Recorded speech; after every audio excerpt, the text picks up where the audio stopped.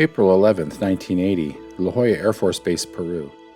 Early in the morning, La Joya Air Force Base ordered fighter pilot Oscar Santamaria Huertas to intercept an object in restricted airspace. Huertas pursued the object in a Sukhoi Su-22 and fired a barrage of 30mm shells into it. According to Huertas, the object did not seem damaged and rose to 19,200 meters. He described it as similar in shape to an incandescent light bulb with a much wider circular silver base, and said that it lacked all the typical components of aircraft. It had no wings, propulsion jets, exhausts, windows, antenna, and so forth. The commander-in-chief of the military base ordered Huertas to shoot down the flying object, as it was feared that it was technology from neighboring countries interested in the equipment they had just purchased from the Soviet Union. It should be remembered that that year the Peruvian military was the first country in Latin America to have this arsenal. Huertas reported, "I approached and fired 64 30mm shells at him, some of them hitting him squarely, but without any effect. The unidentified man began a sudden ascent and I began to chase him," said Oscar, who commented that the fire would have destroyed any other device in question of seconds. However, the UFO reached a speed of 950 kilometers per hour, reaching a distance of 84 kilometers and an altitude of 19,200 meters. It stopped suddenly, forcing me to carry out an evasive maneuver to avoid hitting it. The former military man mentioned that once I saw it static, I took height to shoot, and when I was already fixed on the sights, it began to rise and the maneuver broke up for me. When questioned about the appearance of what he was chasing, when he was at a minimum distance of 100 meters, he stated that it had a round silver surface of about 10 meters in diameter on average, with a cream-colored glass dome on the top and a wide metal base that made everything reflect. But I also noticed that it had no exhaust pipes, no windows, and no visible propulsion system. Oscar Santamaria Huertas mentioned that the chase ended 22 minutes later because the jet's fuel was getting low. Upon my return to the base, I contacted superiors to authorize me to take out another plane and continue the chase. They told me what's wrong with the balloon. I told them that it was not a balloon or anything like it. Unfortunately, they did not authorize me to have more fuel nor take out another jet. He was immediately called to the intelligence area to search catalogs for the object he pursued, but the flying structure he saw was not in them. An anomalous flying object that returned the next day and flew over the military base again was very bright and made angular movements over the entire base and was there for at least 30 minutes.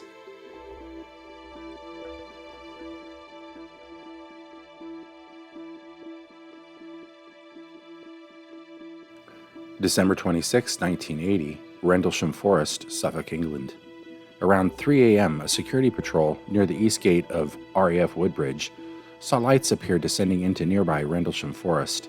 These lights had been attributed by astronomers to a piece of natural debris seen burning up as a fireball over southern England at the time. Servicemen initially thought it was a downed aircraft.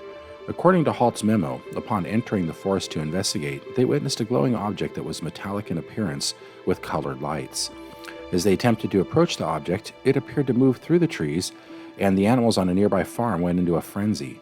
One of the servicemen, Sergeant Jim Peniston, later claimed to have encountered a craft of unknown origin while in the forest, although there was no publicized mention of this at the time, and there is no corroboration from other witnesses. Shortly after 4 a.m., local police were called to the scene, but reported that the only lights they could see were those from the Orford Ness Lighthouse, some miles away on the coast.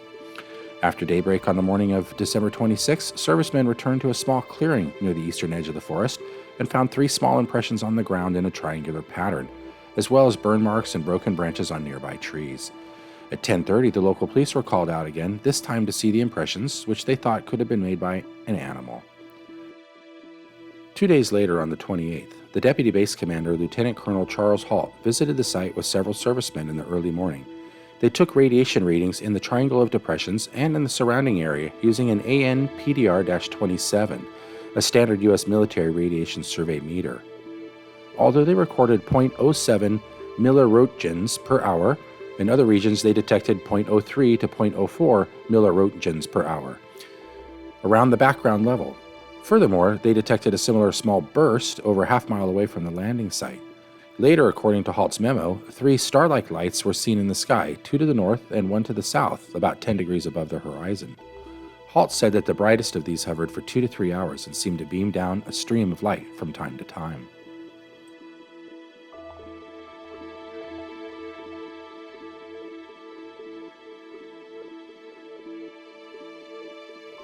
January 8th, 1981, Trans-en-provence France. At 5 p.m., Renato Nicolai, a 55-year-old farmer, heard a strange whistling sound while performing agricultural work on his property. He then saw a saucer-shaped object about 8 feet in diameter land about 160 feet away at a lower elevation. According to Nicolai, the device had a shape of two saucers, one inverted on top of the other. It must have measured about 5 feet in height. It was the color of lead. This device had a ridge all the way around its circumference. Under the machine, I saw two kinds of pieces as it was lifting off. They could be reactors or feet. There were also two other circles which looked like trapdoors. The two reactors or feet extended about 8 inches below the body of the machine. Nicolai claimed the object took off almost immediately, rising above the tree line and departing to the northeast. It left burn marks on the ground where it had supposedly sat. Nicolai reported this to the local police the next day. They visited the site, took photos, collected samples, and wrote a report which indicated that the ground had been compressed by a mechanical pressure of about 4 or 5 tons and heated between 572 and 1,000 degrees Fahrenheit. Trace amounts of phosphate and zinc were found in the sample material, and an analysis of resident alfalfa near the landing site showed chlorophyll levels between 30 and 50% lower than expected.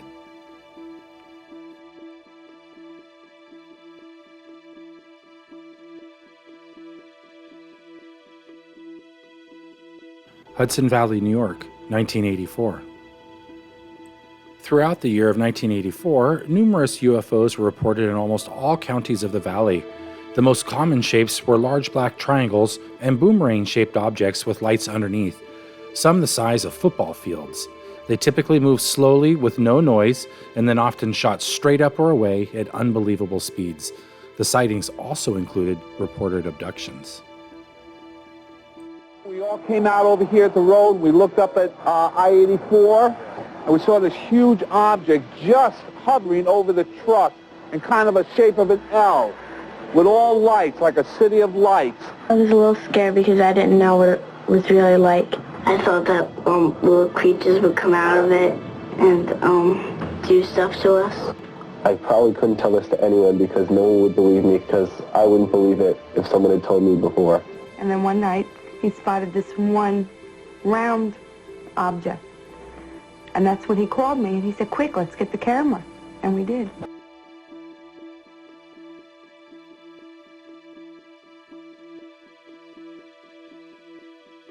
January 4th, 1986, Church of St. Michael the Archangel at Chagford, Devon, England. Thomas and Kate Marriott witness a UFO while playing in the yard of their local church.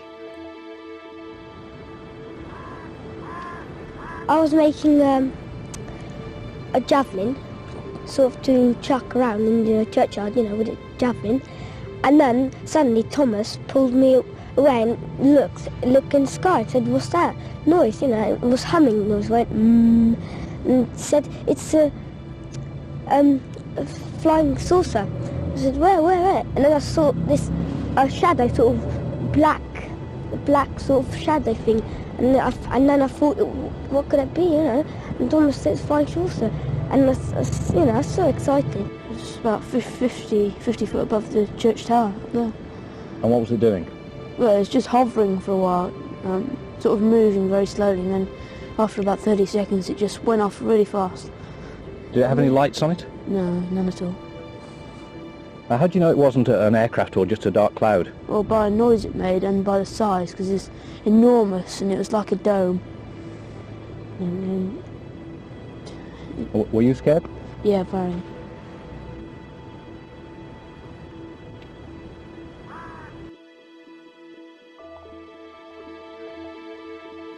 May 19th, 1986, São José de Campos Airport, Brazil. A series of radar and visual contacts with UFOs took place across the Brazilian states of São Paulo, Rio de Janeiro, Minas Gerais, and Goiás, becoming locally known as the Night of the UFOs. São Paulo, São José dos Campos, Rio de Janeiro. O comandante Alcir da Embraer foi o primeiro a ver esses objetos luminosos quando voava de Brasília para São José dos Campos junto com o coronel Anziga. Como é que foi isso? Isso era uma estrela bem luminosa, de cor alaranjada, avermelhada, parecida assim. Quando então nós informamos ao controle de São José dos Campos que iríamos prosseguir em direção a esse objeto, sei lá, ou essa luz. E essa luz simplesmente desapareceu, como se fosse uma luz que tivesse apagado. Tem ideia da velocidade desse ponto de luz, já que o senhor estava se aproximando e ele se distanciando? Estava acima de 1000 km por hora, porque naquele momento eu estava aproximadamente 1000 km por hora.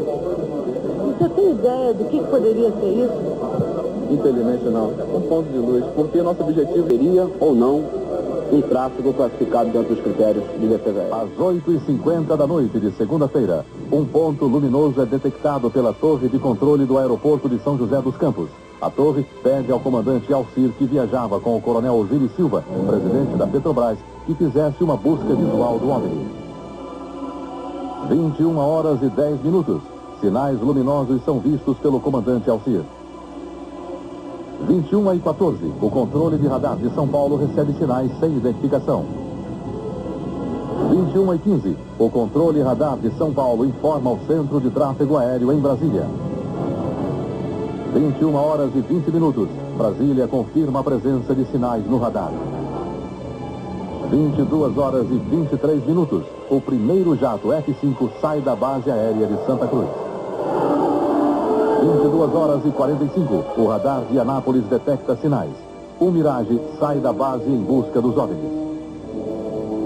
23h15, o piloto do primeiro F-5 a entrar em ação vê bolas de luz pela primeira vez e começa a perseguir os OVNIs. 23h17, mais o Mirage sai da base de Anápolis, aumentando a perseguição. 23h20 de segunda-feira, o F-5 recebe pela primeira vez sinais no radar de bordo. 23h36, o terceiro Mirage sai da base de Anápolis. Vários minutos, as aeronaves nossas que decolaram.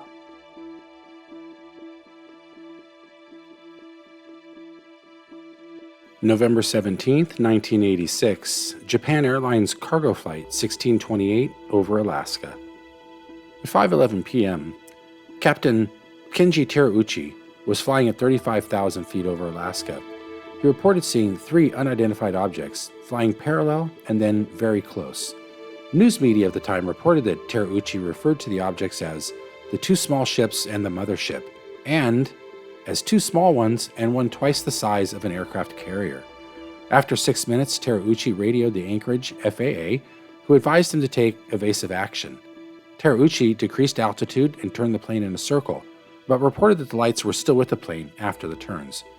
He also reported they continued to stay with him for the next 40 minutes. It was a Japan Airlines cargo flight piloted by Captain Kenju Terauchi. This is the sketch Terauchi drew of what he says he saw at his window that night. And this Japanese television graphic is based on his description. This is just a small spaceship. We can see a big plane. This one is size is carrier, so motherships. Bigger than an aircraft carrier, Terauchi claimed when he drew this sketch showing the relative size of his jumbo jet. The only way usually you're going to find out about UFO sightings, other than belonging to an organization who's investigating UFOs, would be to subscribe to a local news clip service. And you would see that UFO sightings are still happening in this country and abroad, all over the place, but they aren't getting reported in the national press, which is very unusual. And there was one recently in Alaska. Very unusual that that particular account in Alaska should get in the press. It was a month afterwards. It was kept out of the press for a month, and this involved a huge UFO seen by a Japanese airlines crew flying a cargo plane, a Boeing 747, into Anchorage, Alaska. And they were followed for hundreds of miles by this huge UFO, which was described as a bowl inverted upon a bowl with a rim around it. We call it the Saturn-type configuration. The pilot and the crew members described it as being as large as 2 aircraft carriers placed side by side. They tracked it on their weather radar to make sure that they weren't seeing things. They were in contact with the FAA at Anchorage and also Elbendorf Air Force Base. And they have said, and they've maintained their story, that both locations also tracked it on radar. It wasn't mentioned in the press. It was kept very quiet. It broke in Japan around December 30th, December 31st, and got back into the press in this country after a month. And immediately the FAA officials contradicted their own controllers. The Air Force spokesman also contradicted their own radar operators and told the press that, FAA told the press that the radar was just a double image of the plane. Elmendorf Air Force Base officially said that they were just picking up ground clutter. The two smaller objects, which were seen with the big objects, were described as being Mars and Jupiter, although they didn't look like Mars and Jupiter at all. And the last I heard was that the FAA controllers were very upset about this, and the Japanese pilot and the crew members are still sticking to their story, regardless of what our government says.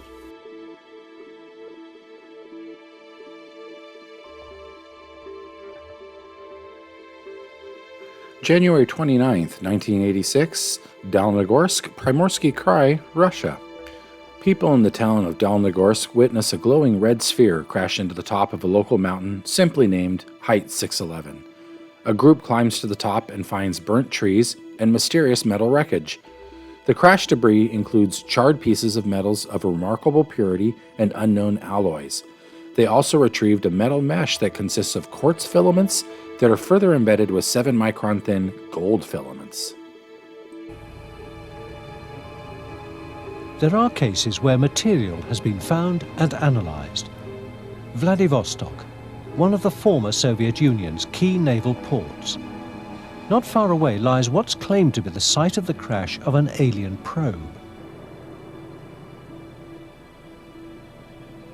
The heavy metal works of the town are overlooked by the simply named Height 611. Witnesses observe the strange sphere fly towards the ridge. It rises and falls near the crest before crashing in flames. It is red and orange. It changes colour at different times. When it is rising, it becomes brighter, and when it is falling, it gets darker. When it climbs, rays of light come out of it. It happens on the 29th of January 1986. We see a strange object. It is bright yellow. It looks like the sun. It is travelling parallel to the ground. A single large beam of light comes out of it. Then it disappears over the hill. I don't hear any explosion and I don't see any flash. Yet after it goes up and down several times, it vanishes over the hill. A final question, what do you think it was? Any idea? A UFO. Here, the people like Carl Sagan say, you can't study UFOs, there's nothing to study, there's no physical evidence. Well, that's baloney, and the Russians are proving that. Their Academy of Sciences, the most respected scientific organization in that nation, has been studying it for decades. They do what scientists are supposed to do. They take samples, they conduct experiments, they dig in the soil, they check for radiation, and they've come up with some fairly amazing results. In the case of samples collected by scientists at Height 611, the results are startling. It could very well be physical evidence of an extraterrestrial origin. That was the conclusion of the initial scientific team that went to the site. There were strange alloys in there that couldn't be readily identified. Rare earth metals in combinations that have never been seen of a natural origin.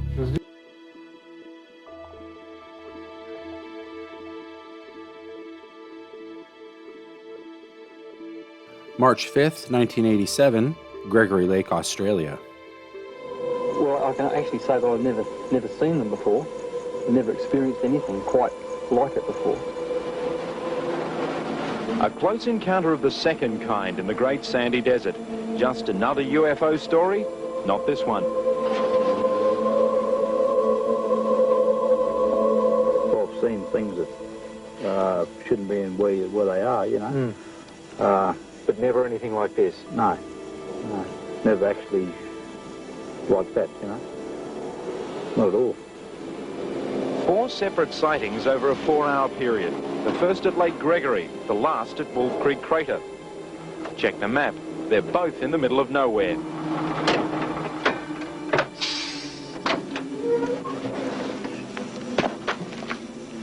What was your reaction when you saw the lights for the first time?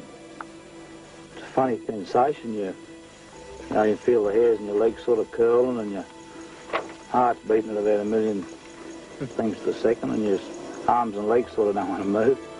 So, what was it? I don't know. From the first sighting near Lake Gregory, Monty, Wayne and Brett travelled 40 kilometres down the track. They pulled up on the side of the road for a bite to eat. That's when the object appeared yet again, long enough for photographs to be taken. Photographs which have already been proved legitimate. The clearest shot shows the object to be pale blue in colour. It was a cloudy sky with no moon. Both men say the thing had definite shape and form. Over the sizzling snaggers, Monty continues. And next thing, this thing's there again. Well, that's when I got the shot of the truck, you know. And well, there was this rumbling noise, just sounded like a car at high speed coming over corrugation, you know. And there was no cars. And then we stepped back from the fire, and then this thing was sitting there. Virtually right on top of you? Yeah, on the truck. By day, Monty runs a taxi service around Kununurra. He's well known in the area and cares little for outsiders' opinions. What about the people who say they're just a couple of guys who've lived in the bush too long? I guess you've had a few of them too. Yeah, that's the old story, isn't it, you know? Been out in the scrub too long, yeah. You don't go with that one, of course. No. The Kimberley Echo was the first paper to print the photos. James O'Kenny, who runs the torrid tabloid, is also well known in these parts. A straight shooter? You betcha. Some of which I discount. Would there be any reason to doubt what Monty and Wayne are saying? Well, I'm always a bit sus, being in the same game as you, being in the media business, but I made it very plain to them, and you know, I'm involved with them. They do a lot of work for me, and otherwise, and I said, if you make a fool of me, look out. The third member of the trio, Brett Rogers, was so shaken he refused to leave the truck while the object hovered overhead. But it wasn't just the sight and sound that made the skin crawl. The funny part about it was, from when we had tea until the last time we seen it, we started off again. We had no two-way contact for nothing. Like we were blaming one another's two-way for breaking down, you know. It was virtually on the ground at the first sighting. And it was there until Monty took that last photograph, and then it appeared to move off. And Monty got back in the truck and said to me on the radio, he said, "What happened to the lights? They've gone out." And from the photograph, that last photograph he took, the actual thing was actually off the ground.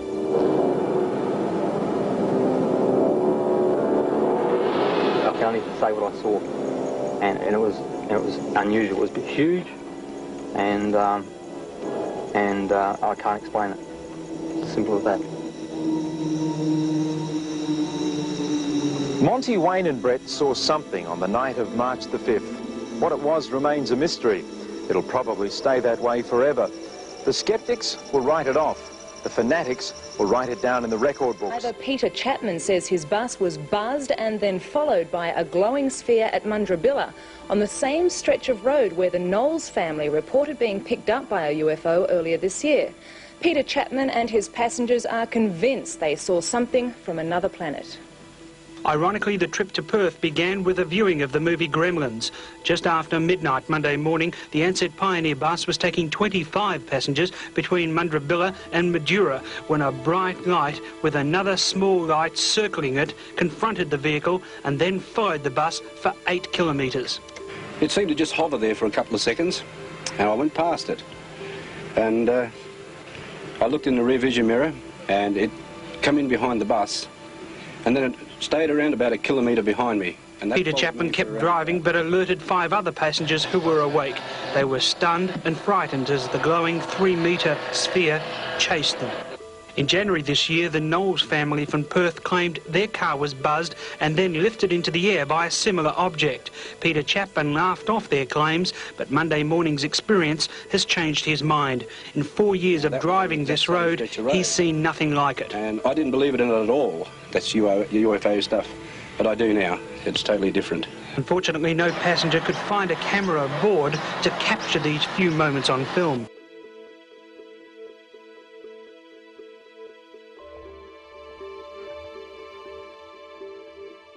October 7th, 1987, Wytheville, Virginia.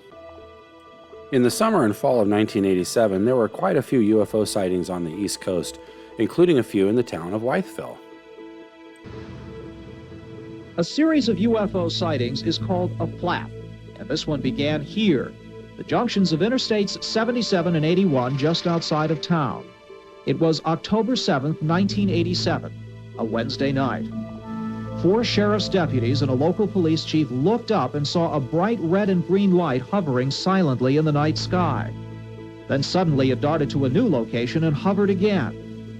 All 5 were former military men and insisted that what they had seen could not have been a plane or a helicopter. They filed a report but would never agree to talk about it again. Not far away on that October night, high school students had gathered for a pep rally around a bonfire for that weekend's football game. One was Lori Williamson. Whatever it was in the sky that night, she and her friends saw it too. We were just standing there talking, and all of a sudden I just looked up and I noticed a couple of other people looking up. It wasn't like a plane, it was more triangular shape, but it was really big and you could see everything. And there was no noise. I don't know what it was, but it didn't look like a plane.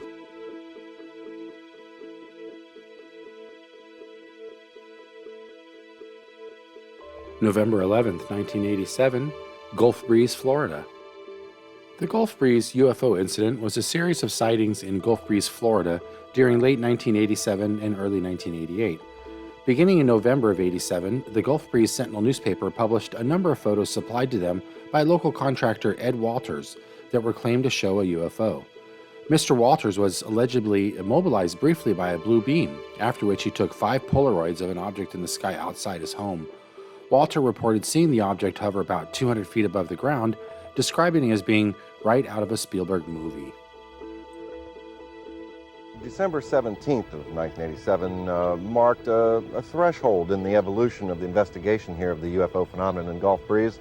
On that night, Ed Walters, from his house just down here, got the familiar buzzing he'd been accustomed to hearing with the craft showing up, and he looked out and saw this craft right out here above the field, just a few feet above the ground.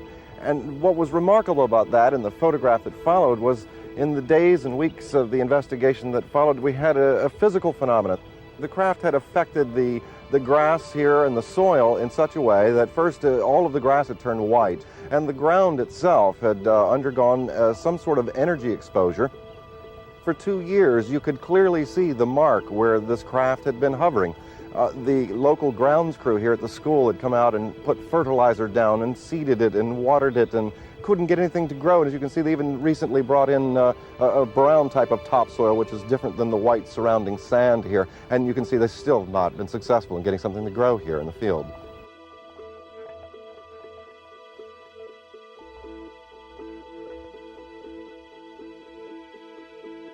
December 1st, 1987, Ilkey More UK. Philip Spencer, a former police officer, left his house in Ilkley at approximately 7:10 in the morning on the 1st of December 1987. His intentions were to walk across the moor and visit a relative who lived in the village of East Morton on the far side. He took with him a camera and this compass. The compass in case he got lost because he wasn't that familiar with the moor, and the camera to take some photographs of Ilkley town from the moor tops. He actually began his walk just below the White Wells building down there and wound his way up the hill to this point where we are. He consciously remembers walking along this path and then up over the rise and past a small quarry. Just as he was walking past the quarry, a movement caught his attention from his right eye, and he spun round and he was amazed to see, just about 10 feet away from him, a small green creature about 4 foot 6 inches tall. It suddenly turned and scuttled away at a terrific rate away from him. Spencer shouted out, "Hey!" brought the camera up and took one shot. The creature then continued running around a bluff out of sight. Spencer then ran after it, and as he turned the corner, the creature had disappeared. but he was confronted by a silver disc-shaped object which almost immediately shot up and disappeared into the clouds out of sight. Instead of continuing his journey, he decided to retrace his steps and go back down into Ilkey. And a further surprise awaited him there, because he discovered that the streets were full of shoppers. The shops were all open, and he couldn't understand this, because to him it should have been about just after 8 o'clock in the morning. And yet, when he looked at the clock on the church tower, he discovered it was now 10 a.m. We showed his photo to experts. Hypnosis was carried out by a clinical psychologist, and we discovered that, in fact, the story did not begin with the taking of the photograph. It began at this point here, just a few yards from where we're standing. It was at this point where he noticed the small creature coming down the hill towards him. He stopped because he was absolutely petrified with fear and wanted to turn and run, but he discovered that every muscle in his body was paralysed. He couldn't move at all. The creature then turned round and started going back up the hill, and he discovered, to his horror, that he was actually following it, but he wasn't walking. He was now levitated a few inches above the ground, similar to a balloon being tethered by a piece of string. He was pulled up the hill, over the brow of the hill, and into the small quarry at the other side.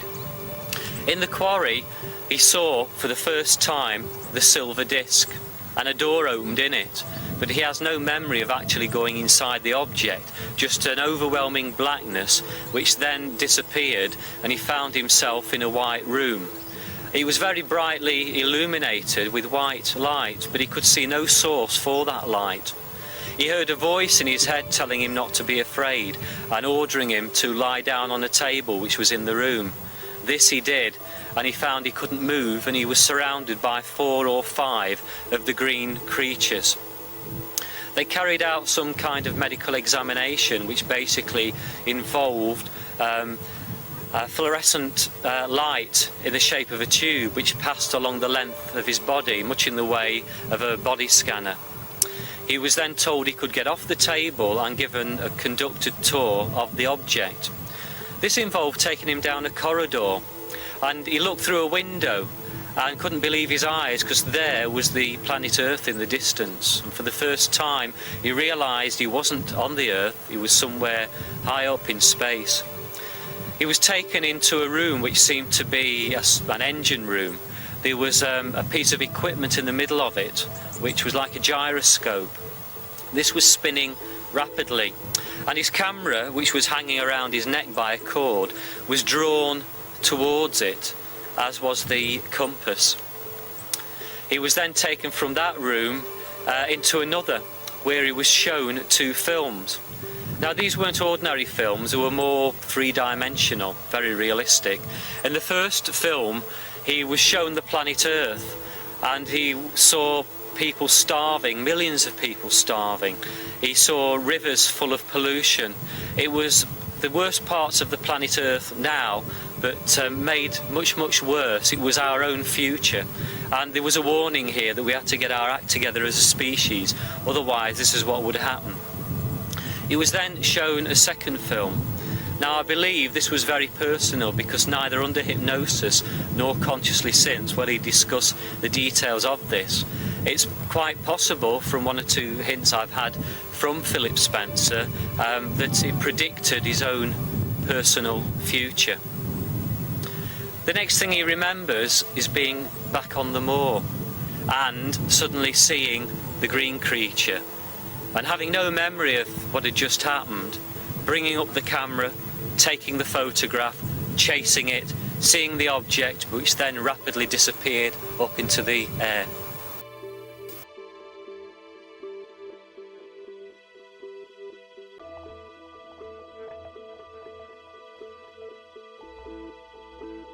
December 12th, 1987, Climax Springs, Missouri.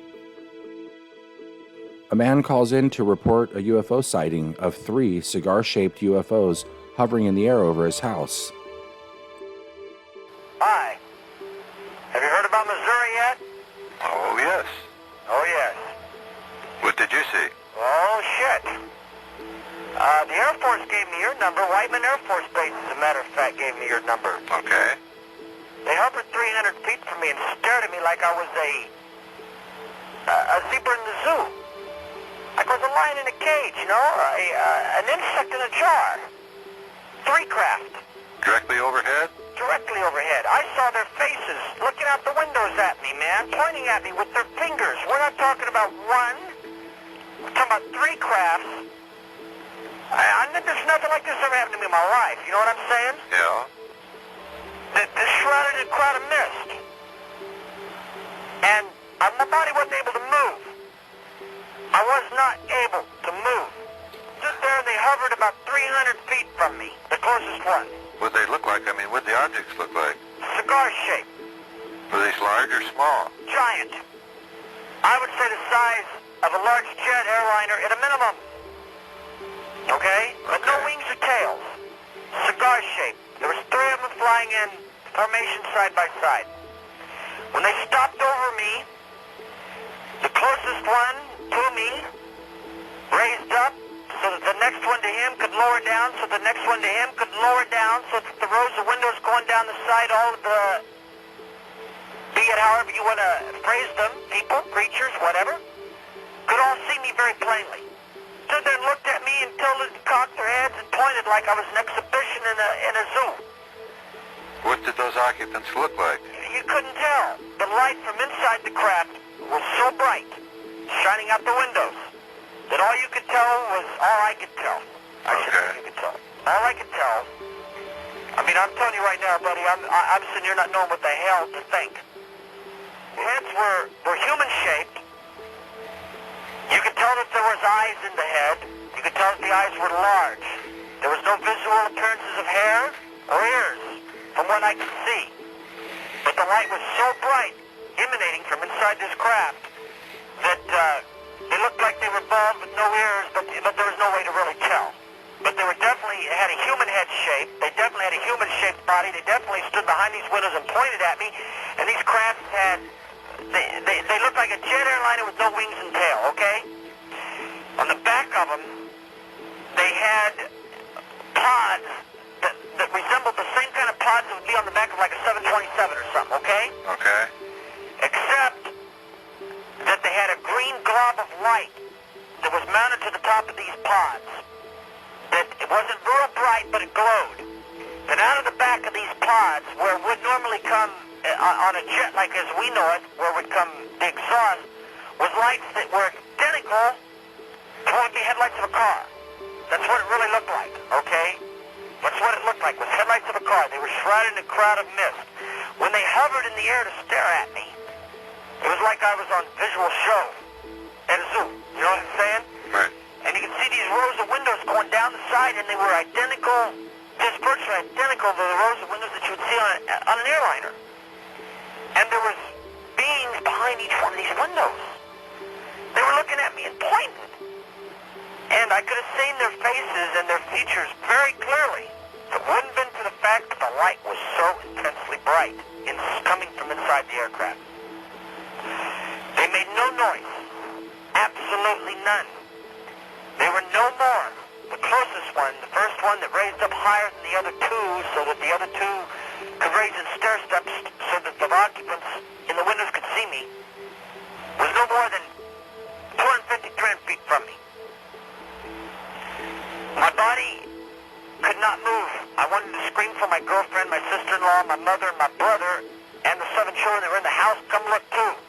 I was not able to move. I tried to scream. The minute they ceased with looking at me, so to speak, and started to move off without making a sound, and there was no change in these lights that were shining out from behind them. They were just like headlights in fog, okay? Okay. They were shrouded in mist. They started moving out across the lake at the 51-mile marker here in mid-Missouri. Brother and I jumped in my car then and drove to the top of the hill as these things were going over the lake and on their way out of sight. The sky is totally clear here. There's not a cloud in the sky to speak of. None, okay? These things were clouded in a shroud of mist. 3 of them. Cigar-shaped, pots on the end of them, green glows on the top, shining headlights out the back of these pots, just like headlights in the fog of a car.